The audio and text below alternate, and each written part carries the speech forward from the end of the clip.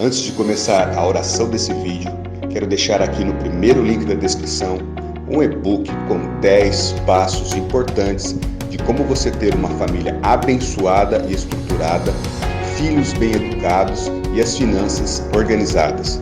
Corre lá nesse link e adquira o e-book. O texto que nós vamos refletir hoje está no livro de Romanos, capítulo 7, versículos 18 e 19, que diz o seguinte: sei que nada de bom habita em mim, isto é, em minha carne, porque tenho desejo de fazer o que é bom, mas não consigo realizá-lo. Pois o que faço não é o bem que desejo, mas o mal que não quero fazer, esse eu continuo fazendo. Essa palavra é interessante porque Paulo está falando sobre o pecado que habita na humanidade.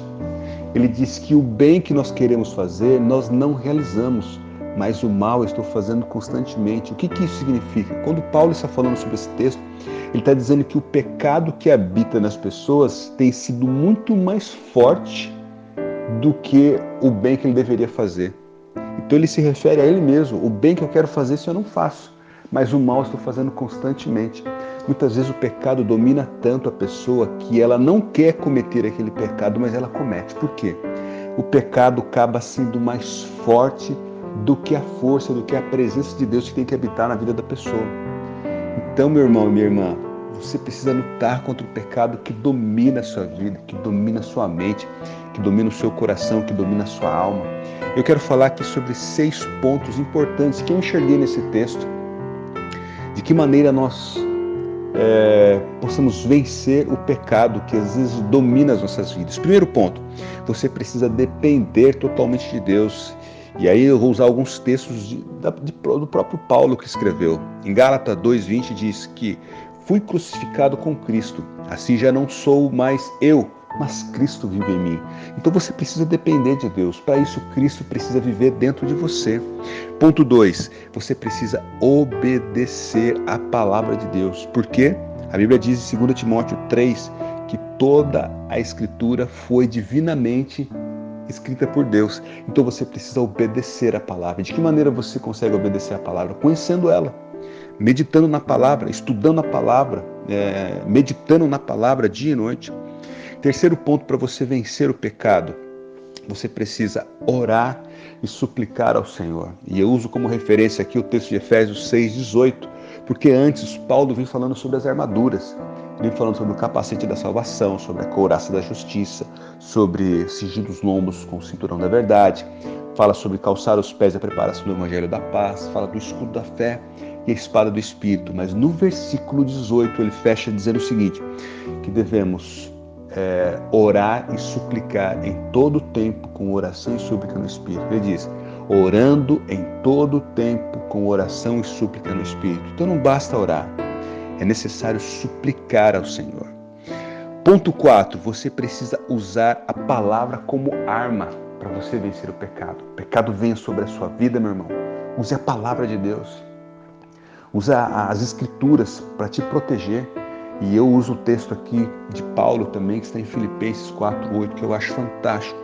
Esse texto que ele vai dando palavras que de fato precisamos meditar em cada uma delas, refletir para que possamos conduzir as nossas vidas de acordo com o que ele está dizendo. Então, para que eu consiga usar a palavra, eu preciso ter esse texto cravado em minha memória, que diz Filipenses 4:8. Quanto ao mais, irmãos, tudo que é verdadeiro, tudo que é honesto, tudo que é justo, tudo que é puro, tudo que é amável, tudo que é de boa fama, se há algum louvor, se há alguma virtude, nisso pensai. Nessas coisas que eu e você precisamos pensar. Ponto 5. Humilhar-se diante de Deus. Humilhe-se diante de Deus. Em Filipenses 2:8 diz o seguinte: e achado na forma de homem, humilhou-se a si mesmo, sendo obediente à morte e morte de cruz. Jesus se humilhou diante de Deus. Jesus se entregou para nos salvar. Eu e você precisamos nos humilhar diante de Deus e buscar a tua presença. Para fechar, o 6º ponto que diz o seguinte: você precisa entender a graça de Deus sobre a sua vida. Efésios 2:8 diz o seguinte: pois vocês são salvos pela graça por meio da fé. Isso não vem de vós, é dom de Deus. Para que Deus derrame a graça dele sobre a minha vida e sobre a sua vida, precisamos exercitar a nossa fé, colocar a nossa fé do Senhor. A fé é eu e você que temos que exercitar. Assim o Senhor derrama a graça, porque a graça é um favor imerecido. Não merecemos da graça, mas se exercitarmos a nossa fé, se colocarmos o nosso coração diante do Senhor, se acreditarmos no Senhor, se confiarmos toda a nossa vida no Senhor, Ele de fato vai derramar a graça dele sobre as nossas vidas. E por isso eu quero orar para que o pecado realmente te afasta da sua vida, que o pecado realmente fuja da sua vida. E você precisa orar também, meu irmão.